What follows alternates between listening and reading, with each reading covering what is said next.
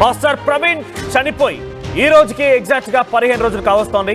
అయితే 15 రోజులు పూర్తయినా ఇంకా కూడా ఆ డెత్ మిస్టరీ వీడడం లేదు. అయితే ఇక్కడ కొన్ని అనుమానాలు తలెత్తుతున్నాయి. ఎన్నో అనుమానాలు, ఎన్నో సందేహాలు, మరెన్నో ప్రశ్నలు. కొన్ని వివరంగా మీకు చెప్పే ప్రయత్నం చేస్తాను. ప్రవీణ్ పగడాలది ఇంతకీ హత్య ప్రమాదమా? ఇది మొదటి ప్రశ్నగా ఉంది.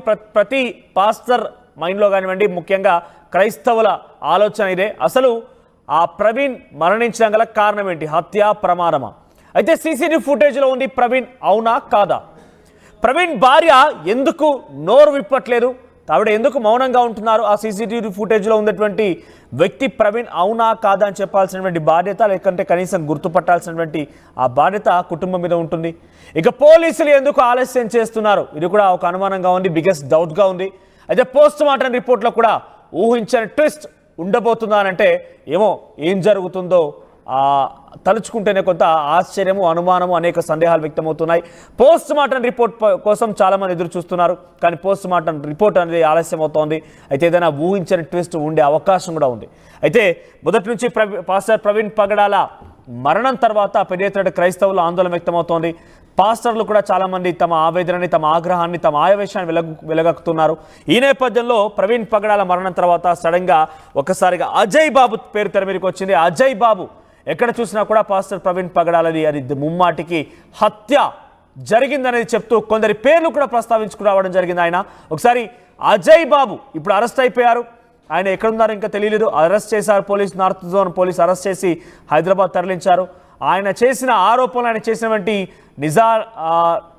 పూర్తిగా అవాస్తవాలే అని చెప్పి పోలీసులు ఆలోచించి, లేదంటే ఆయన మాట్లాడిన మాటలు కొంత అటు మత విద్వేషాలు రెచ్చగొట్టే విధంగా ఉన్నాయి, పెద్ద ఎత్తున ఆందోళన కలిగించే విధంగా ఉన్నాయి, ప్రజల్లో ఆవేశాలను రెచ్చగొట్టే విధంగా ఉన్నాయని చెప్పి పోలీసు అరెస్ట్ చేసినట్టుగా తెలుస్తోంది. ఒకసారి అజయ్ బాబు పాస్టర్ ప్రవీణ్ పగడాల మరణం పైన ఏం మాట్లాడారు, ఎవరెవరి పేరు ప్రస్తావించారో మీరు చూడండి. ప్రవీణ్ పగడాల గారు ఒక నార్మల్ పర్సన్ కాదు. ఆయన క్రైస్తవ సమాజం మొత్తానికి గొంతులాగా నిలబడినటువంటి వ్యక్తి.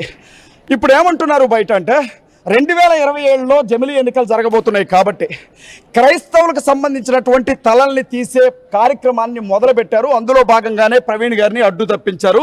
తర్వాత చాలా తలలు ఎగుస్తాయని బయట అంటున్నారు. డైరెక్ట్గా ఫేస్బుక్లో మెసేజ్ పెడుతున్నారు, నెక్స్ట్ అజయ్ గాడే అని. అందరూ బీజేపీ లీడర్స్ నెక్స్ట్ అజయ్ గాడే అని నా గురించి మెసేజ్లు పెడుతున్నా. చావుకు నేను భయపడిన అది పెద్ద విషయం కాదు. నాకు సెక్యూరిటీ ఇవ్వమని కూడా పోలీసులను అడిగిన.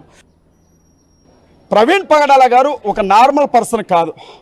ఆయన క్రైస్తవ సమాజం మొత్తానికి గొంతులాగా నిలబడినటువంటి వ్యక్తి.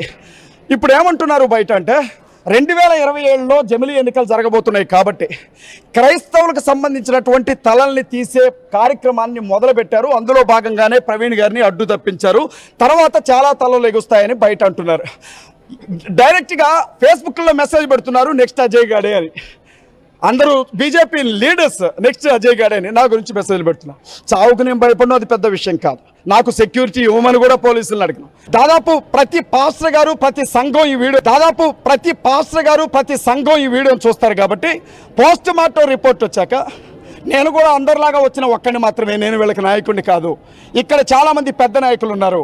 ఆ పెద్ద నాయకులందరూ కూడా తీసుకునే నిర్ణయాన్ని బట్టి ఏం చేయాలి అనేది పాస్టర్లకి ఇక్కడ ఉన్నటువంటి స్థానిక నాయకులు విజయప్రసాద్ రెడ్డి గారు కావచ్చు, వికేఆర్ గారు కావచ్చు, జేమ్స్ గారు కావచ్చు, సంతోష్ రెడ్డి గారు కావచ్చు, జాన్ బెన్ని లింగం గారు కావచ్చు, ఇంకా చాలామంది పెద్ద నాయకులు ఆంధ్రాలో క్రైస్తవుల్ని కంటికి రెప్పలా కాపాడుతున్న వారు ఉన్నారు.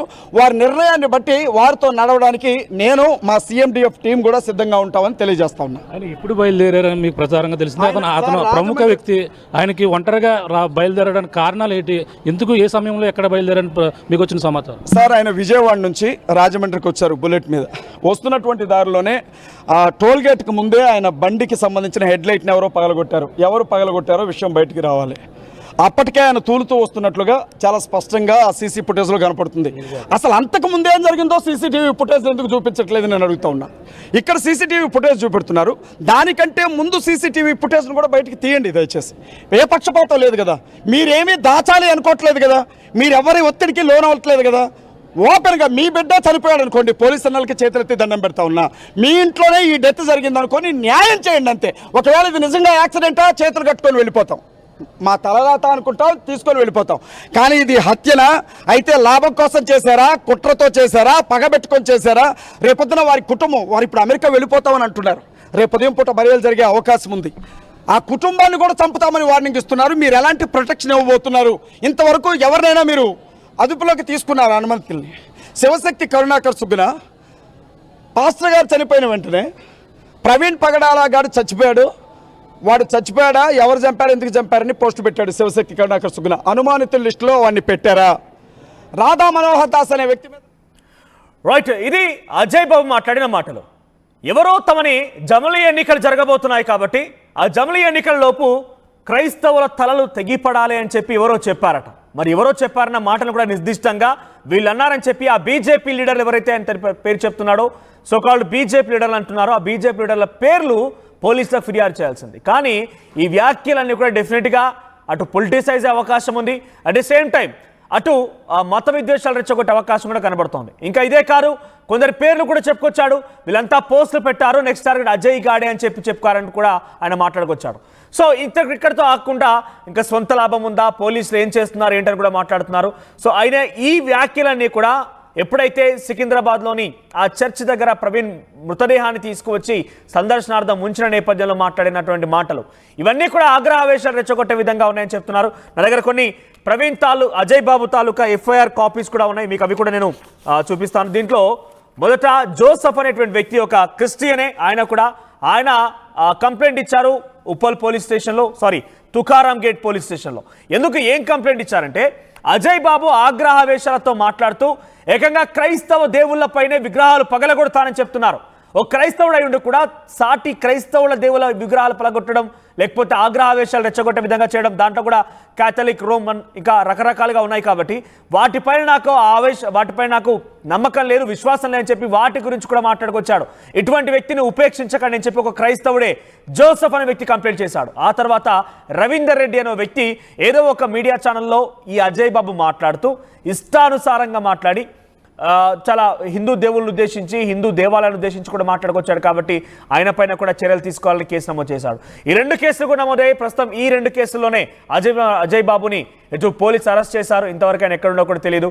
సో అజయ్ బాబు మాటలు, పెద్ద ఎత్తున ఆరోపణలు కూడా ఇప్పుడు ఆయన ఈ స్థాయికి తీసుకొచ్చాయని మాత్రం చాలా క్లియర్గా పోలీసు చెప్పగానే చెప్తున్నారు. ఒకసారి ప్రవీణ్ పగడాల మరణం తర్వాత ఇంతమంది ఇన్ని రకాలుగా మాట్లాడుతున్నారు, ఇష్టం వచ్చినట్టుగా ఆరోపణలు చేస్తున్నారు, అది హత్య అంటున్నారు, కొందరు పేర్లు ప్రస్తావిస్తున్నారు. కానీ తన కుటుంబీకులు మాత్రం మీరు మాకు పక్కాగా పోలీస్ వ్యవస్థపై నమ్మకం ఉంది, పోలీసులు ఏం చెప్తే మేము అది వింటామంటున్నారు, please maintain peace, don't make it a political issue అంటూ కూడా చాలా క్లియర్గా తన సతీమని మాట్లాడుకొచ్చారు. ఒకసారి ప్రవీణ్ పగడాల భార్య జెసికా పగడాల మాట్లాడిన మాట్లాడితే మీరు కూడా వినండి. Praise the Lord. I am Jessica Pagadala. I am deeply grateful for the unwavering support from my Christian brothers and sisters.